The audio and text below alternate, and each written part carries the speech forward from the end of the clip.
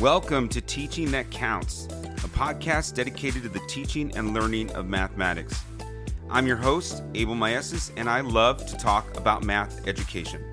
Together with my amazing guests, we'll explore several topics in the world of math teaching and student learning. Whether it's building thinking classrooms, healing math trauma, building student and teacher math confidence, or creating more equitable math workspaces. If it's going to help students learn math and teachers teach math, then we'll talk about it. So if you're a teacher, a parent like me, admin, or a coach like me, I hope you find something that can inspire you and help build your practice listening to this podcast. You can always find us online at www.teachingthatcountspodcast.com. Yeah, I know that's long, but hey, that's the URL. You can find me on YouTube at Maestas Math or on socials at Maestas Teach. Thanks for listening, and I hope you enjoy the podcast.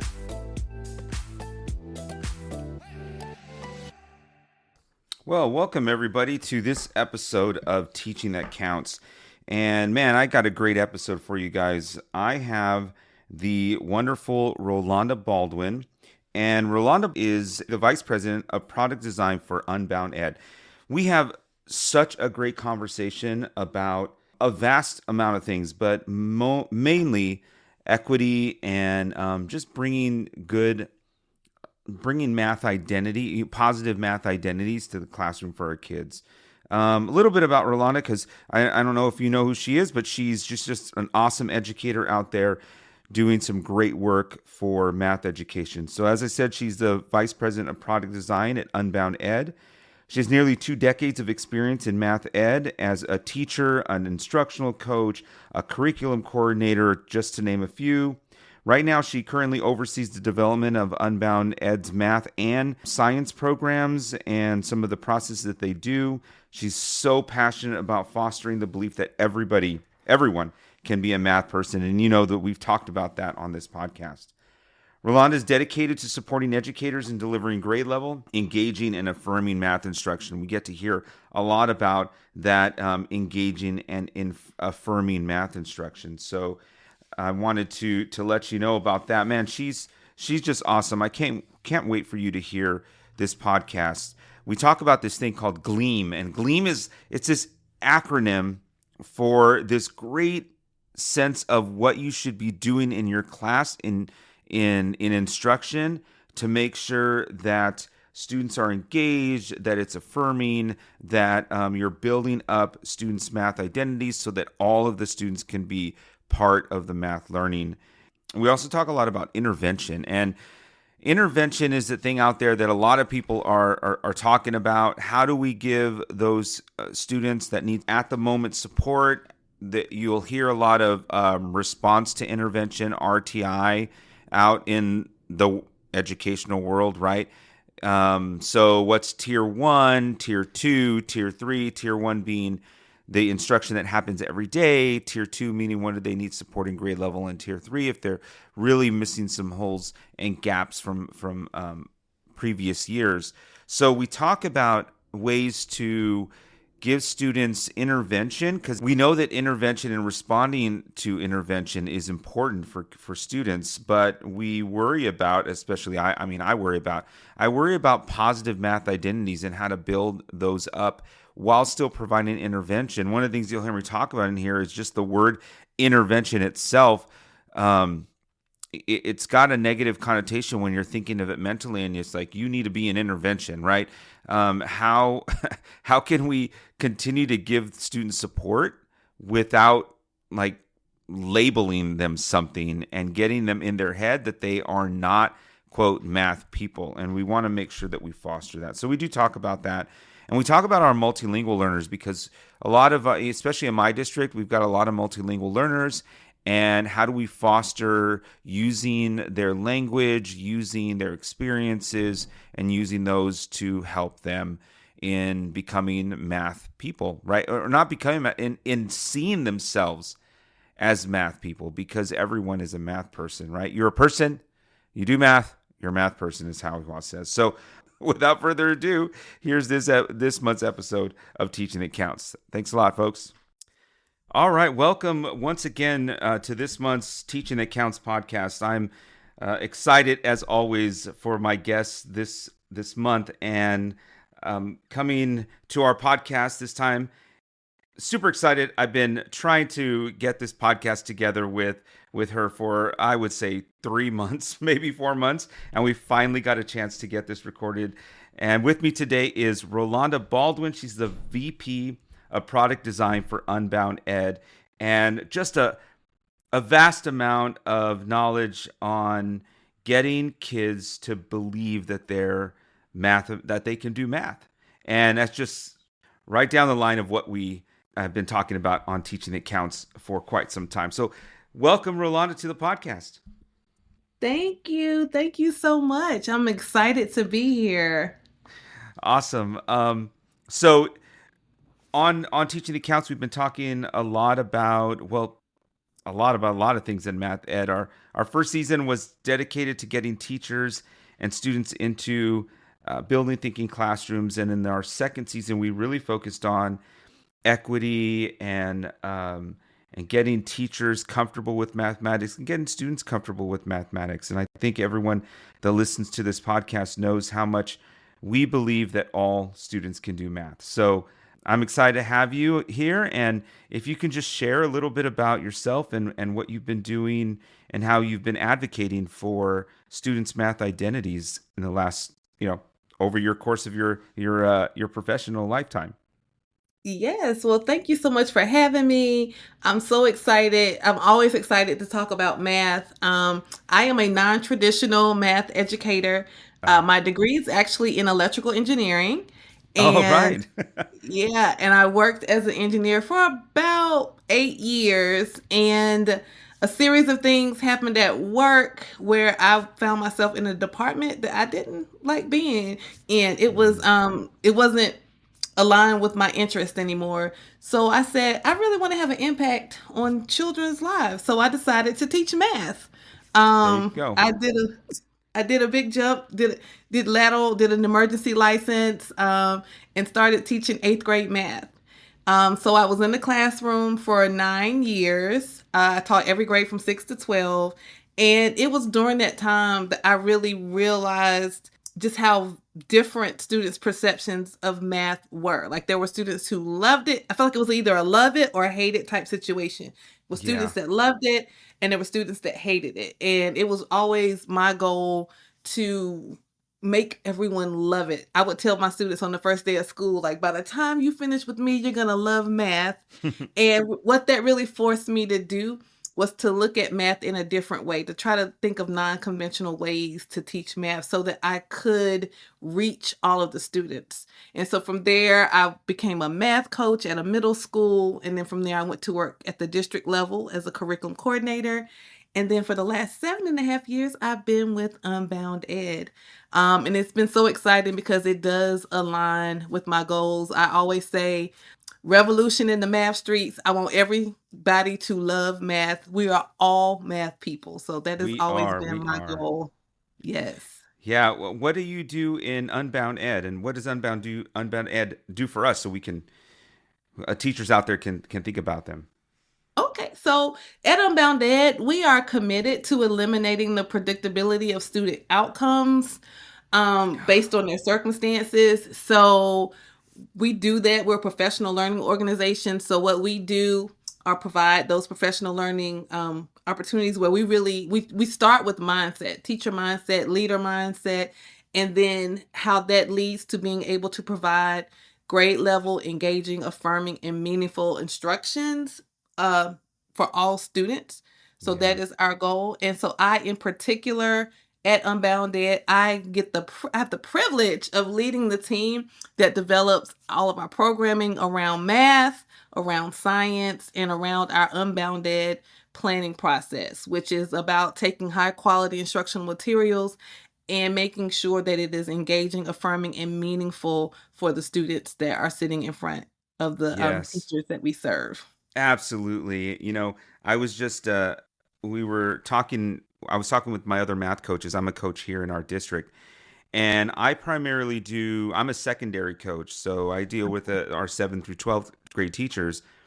and we did some things about teacher self efficacy and their own mindset and their own Yes. math identity. Right, math identity is so important for the students, but also for the teachers. And we found that teachers in elementary schools still have that fear of math. And I say in general, there are definitely some that love Mm-hmm. math, but in general, elementary teachers have this fear of math still. They have some trauma that they have of mathematics, and that feeds into their students. And a lot of times Absolutely. we don't see the same thing in junior high and high school, because those are those single subject people that they kind of went to Mm-hmm. school for math, or they were Yes. engineers and they decided to be math teachers. So how does your work help teachers deal with that sense of math identity, especially in the elementary level, where we know that we can use that so that we can get students to feel like they're math people too? Yes, yes. So that's where we start in our program development. Like we have teachers to reflect on their own math experience, particularly at the K-12 level. And one common thing that we find is that there's always some type of math story that evokes a strong emotion, whether it Yeah. be traumatic or whether it be something very positive. And I think that's why people have such strong feelings about math. So when they reflect on their own experience and then they connect that to their own math identity, which then shows them why they show up the way they do in their classrooms, what instructional decisions do they make, what micro decisions do they make, and they can point it back to some type of experience or a series of experiences within their K-12, and that really opens their eyes just to become more aware. So in some cases, we push them to like open up their mind to think of to redefine what mathematical success looks like. A lot of times when people say we're good at math or not good at math, they're just thinking about one aspect of math. They're thinking about procedural skills and fluency. They're not Right. thinking about the conceptual understanding. They're not thinking about that strategic thinking.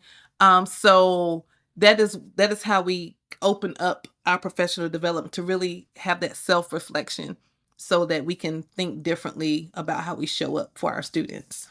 Yeah, that reminds me of something that happened actually. Actually, it was just last night. My wife gave me something to calculate, and I did some quick adding or multiplying in my head, and I was wrong. And I wait a minute, I multiply that, and she just laughed. She says, for being such a math teacher, it always makes me laugh how you end up getting the arithmetic wrong. I said, well, honey, that's not the math. Exactly, exactly. Yeah, I tell people all the time, like if I am scaling up or scaling down a recipe, I just ask Alexa, like Alexa, but I have to understand conceptually what scaling up and scaling down is so that I ask Alexa the correct question. Yeah. So we definitely have to think about it from that perspective, thinking about the tools that students have in front of them these days, as opposed to what we had when we were in school, just in your everyday life. So it's not about the calculations, it's understanding why we do the calculations and when is it appropriate to do those calculations. Yeah, that's pretty powerful. Is the math the answer, or is it asking the right questions to get Yeah, to the answer? absolutely, absolutely. That's just so powerful thinking about that for students. Like, that's just shifting the mindset too, with the way you're teaching kids, right? Absolutely. Yes. It's so important because if you think about the history of math education, it was at first, it was just very like town, like back in the 1800s, like town clerks did it. So it was people who needed to use it for very specific reasons. But as it moved to higher ed, it started out at Harvard. Then it became just more abstract and just like it was kind of a thing to classify people. And then even thinking at the beginning of the public school system, how it was built for assembly workers that were doing the repetitive thing every time. But now in this modern time, even if you have a manufacturing job, it is high tech more Yeah. than likely. So you're still going to need those problem solving skills and those critical thinking skills to do that type of job. And we have to change our teaching to match that. Yeah, let alone what's going to happen when AI takes over, right? That part is a whole different skill set, but Yeah. it's still important to understand because you have to be able to validate what AI puts out. So, yeah, it's important to those critical thinking skills are essential. Yeah. Yes.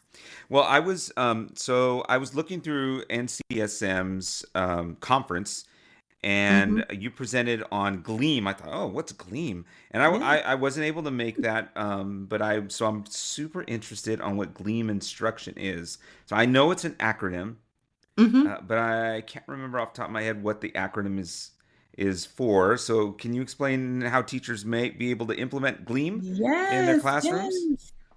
So, grade level, GLEAM stands for grade level, engaging, affirming, and meaningful instruction.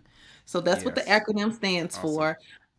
So just to break it down a little bit, grade level, that means that the text, the tasks, the materials that we are putting forth in front of students are aligned to the grade level standards, and that teachers actually understand what those standards are. They understand what leads up to that standard, where the students have to go as a result of experiencing that standard, and that we are doing the appropriate level of rigor when we're providing that instruction for Mm. students. So, an example in a math class, looking at the sixth grade standards, for example, if you're looking at the RP standards, Hmm. there's the first standard there talks about understanding what a ratio is and being able to describe it in ratio language. And then if you look at some of the subsequent standards, we're talking about using tables, using tape diagrams to compare ratios. So so if we attend to the language of the standards, what we're not doing is the butterfly method. Um, Mm-mm. to Hmm. compare ratios. We're actually building that conceptual understanding of the ratios, and then we're using different types of tools to help students conceptually understand what that looks like, which and that will build on to the proportional reasoning that they do in seventh grade. So that's an example of a grade level. So when we talk about engaging, we're not talking about the traditional way. When you think about engaging, you're thinking about edutainment. Are the kids having fun? Are they sitting up straight and copying down exactly what the teacher does? But no, we're actually talking about being persistent in grade level work, and you're building the students' knowledge that's tied to their culture, so that students can see themselves as students with agency. Mm. So an example of that in a math class, one is providing youth is a leveraging the concept, the coherence map that Hmm. SAP has out, Oh, leveraging that's right. that so that you can do just in time supports for scaffolds instead of just in case supports. Mm. Another way is tying that to something real. For example, if you're about to teach slope, let's start with a question like, are the wheelchair ramps in the school at the appropriate slope? Are they accessible for all students? Would they cause a problem? And approach it Mm. from that way instead of this isolated concept that's kind of abstract when we just talk Right. about slope. When we talk about engaging, we're talking about honoring and acknowledging students' ethnic, racial, and linguistic identities and their current and historical experiences within the context of grade level work. So that could be allowing students to use their home language as they work in groups so that they Mm. can better understand, they can put their cognitive energy towards processing the content before having to translate that into English to share with the whole class. That could look like students bringing in a home recipe and then using that to do some math around the quantities within that recipe that's aligned to the grade level standard. That's the other thing. Engaging, affirming, and meaningful all have to be in service of grade level work. Oh, Um, absolutely, absolutely. and then I love lastly, oh, just go real ahead. quick. I love that idea of recipe because it's so. I just spoke to Running Horse Livingston on the other podcast, NCSM podcast, and he talked about teaching culturally as opposed to culturally teaching. And I was like, Mm, wow, how rich can, especially in a place where you're in a big city where you have lots of cultures, how rich can your discussions be and the work be when you are having kids bring in a recipe that they have all the time, and the mm-hmm, differences in conversations of flavors mm-hmm, and amounts, and you can still make that towards your standard level, grade level standard in ratios, proportions, fractions, any of those. What a great super cool idea. Absolutely. Yes, I love that. Yes. And then that ties it to meaningful, which again, when we talk about meaningful, it's more than just being relevant, but it's like understanding and critiquing dominant cultural norms and having students to examine their community social position to foster a sense of advocacy and change. Mm, So in math class, this could be, let's say you're in San Francisco, and we all know they have a housing crisis, and right. they have initiatives to provide more housing over time. So calculating the unit rate of what it needs to be in order to meet the targets in that initiative, and then pulling up reports that are accessible, public records, to see, are they building at that unit rate. So that's an example of something being meaningful. And then actually, maybe depending on the age of the students, they could actually put together a proposal and take it to the city council, just to challenge or to add to the initiative that's already in place. So that is Yeah. GLEAM in a nutshell, and what it could look like in a math class. That's awesome. That reminds me, that meaningful part reminds me of something I heard Dr. Childs say, Christopher Childs. If you're familiar with his work, Yes, I he am. talked about bringing justice, social justice to your classroom, and it wasn't like you're having these deep conversations. It could be something as simple as you have students in a place that has food shortages or a food desert. How can Mm-hmm. you integrate what we did in one of our schools? We integrated a project on in geometry on creating a garden, and then we worked with our city a couple of blocks down to help work on the community garden. So this is Mm-hmm. bringing the ability to help support the community with food in a food desert, by bringing the mathematics in it. And we're not talking about like political issues. We're just talking Right. about mathematics that could help our community. Absolutely. Everybody has to eat, right? Yeah, everybody does. Yeah, I love that, and that's a perfect example of a meaningful task that could be done.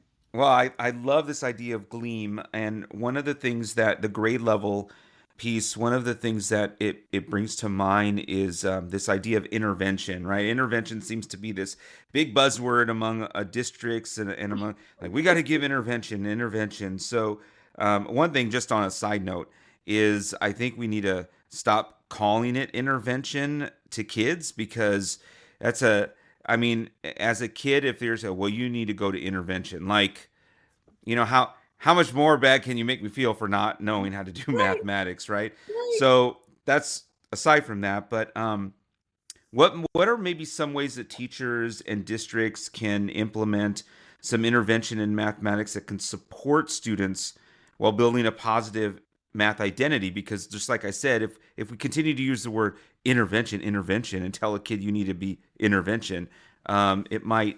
I mean, that I think does not help a positive math identity. So what could we be doing to help that? Yeah, absolutely. I'm so glad you led with that, because that ties right into what I wanted to say.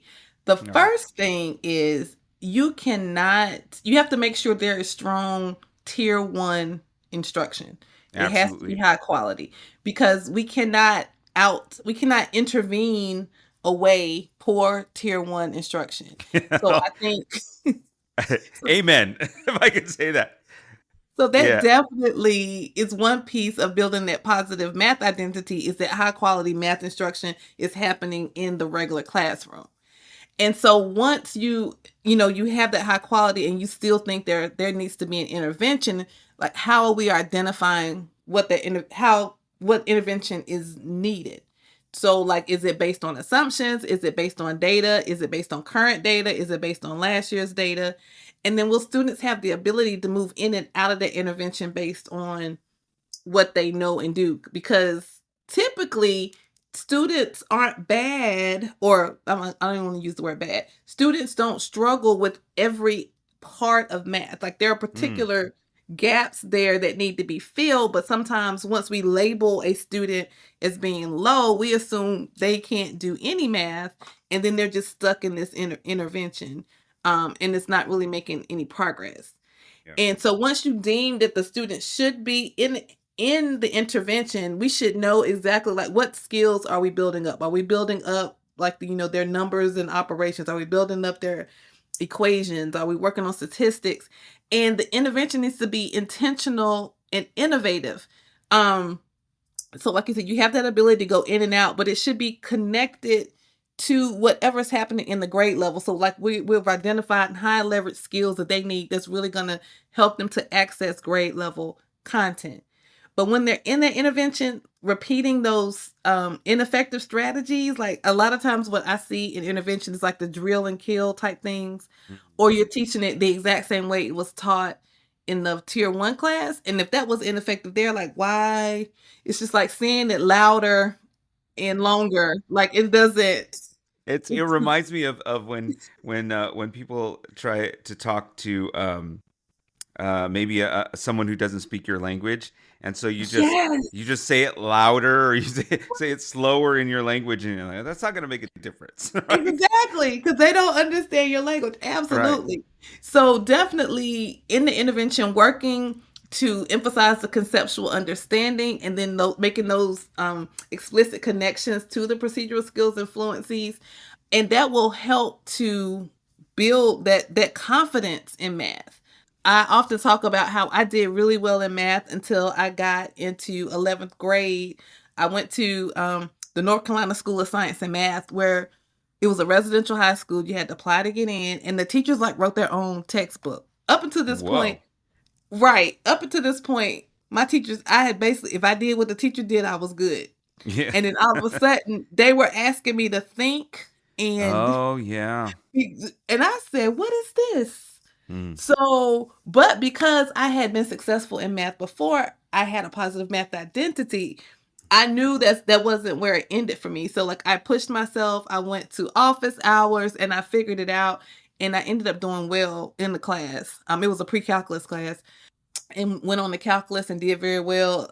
Went on and got an engineering degree. So like it did not stop me, but because I had those positive experience, because I had success in previous grades, that kind of gave me my confidence. So that goes Hmm. back to when we're building that conceptual understanding and helping to make those connections, that's building their confidence.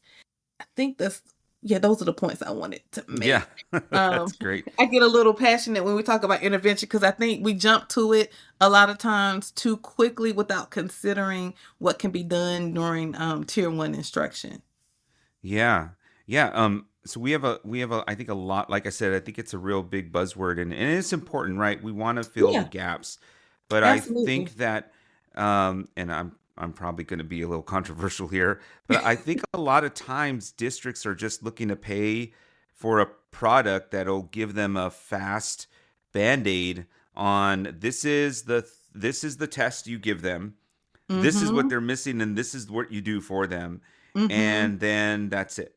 And so I don't think it's as easy as that, but I don't also think that there's a focus enough on the tier 1 instruction. You Mhm. know, I think it was Peter Lildahl when I was talking to him last year on one of these episodes that he said, the first instruction has got to be the best instruction. Like that's the way Yes.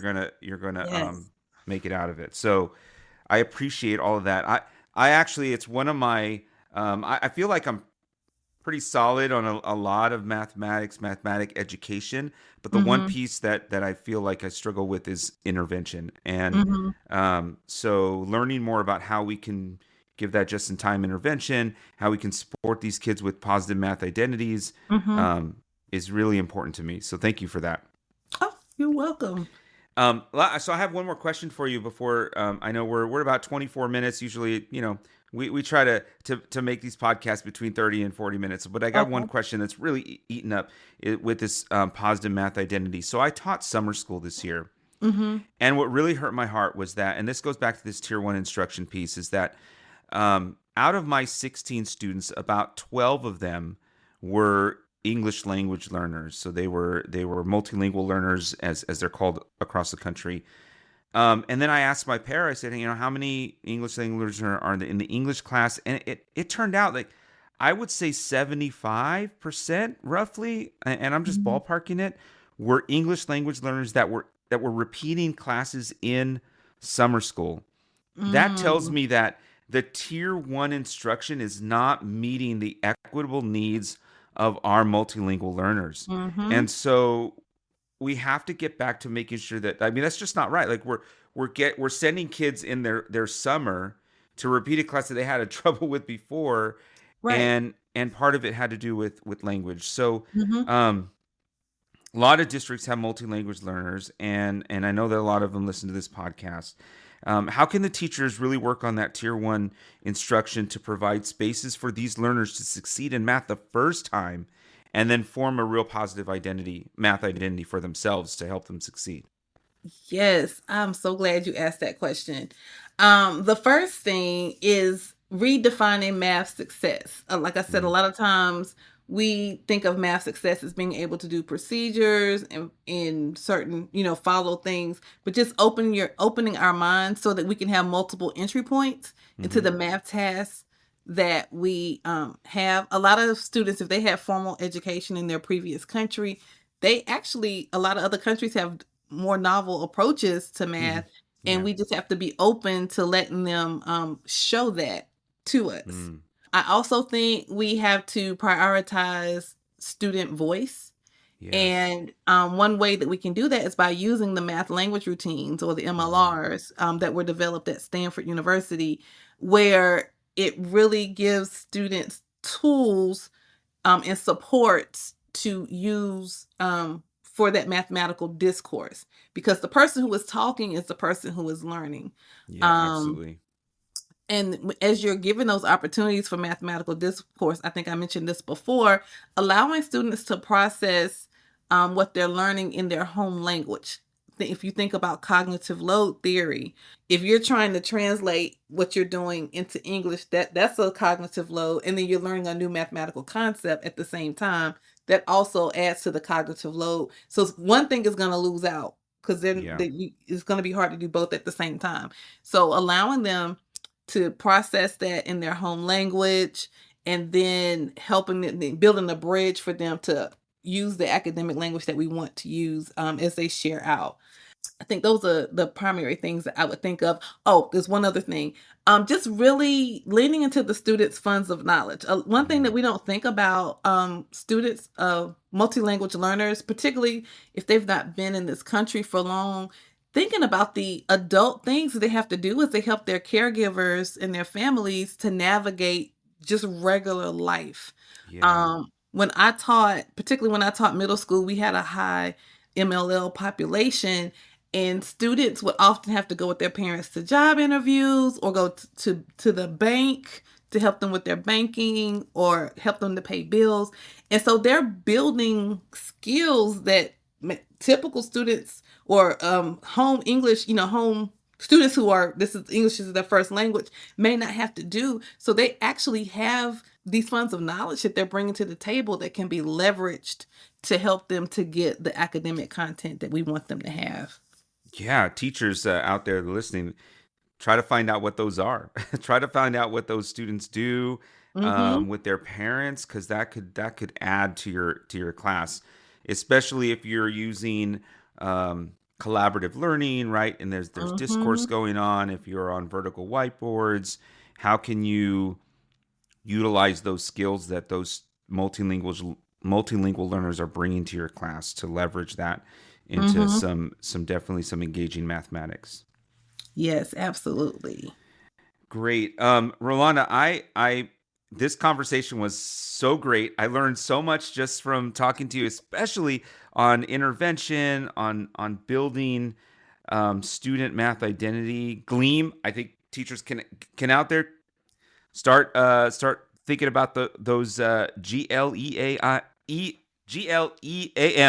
Yep. and put that into their classes. Yeah, it's been a great discussion. Thank you so much for coming on and Ye sharing your work with us. Thank you so much for having me. As always, I love, love, love talking about math and math education and what we can do to make everyone a math person. Everyone's a math person. That's right. Yes. I love how he is. Are you a math person? Or, sir, are you a person? Or how do you be a math person? Are you a person? Yes. Have you done math? Yes. Then you're a math person. There you go. Absolutely.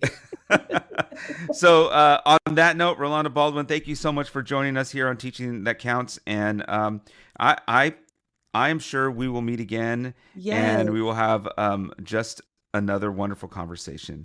absolutely. Thank you Before so we much. leave, Uh-huh. let everyone know how they can contact you, or a website, anywhere that they can go to get more of your work and information. Yes. Well, first and foremost, you can visit unbounded.org just to find out about our organization and the types of things that we offer. We're also on social media on LinkedIn, Instagram, Facebook. And if you, to me personally, I'm on X as Ro Knows Math, as well as on LinkedIn. So would love to hear from you. And yeah, that's how you find us. All right. Thanks, everybody. Go to the website and check it out. Thank you again for joining me on Teaching That Counts, and we'll talk to everyone soon. All right. Thank you.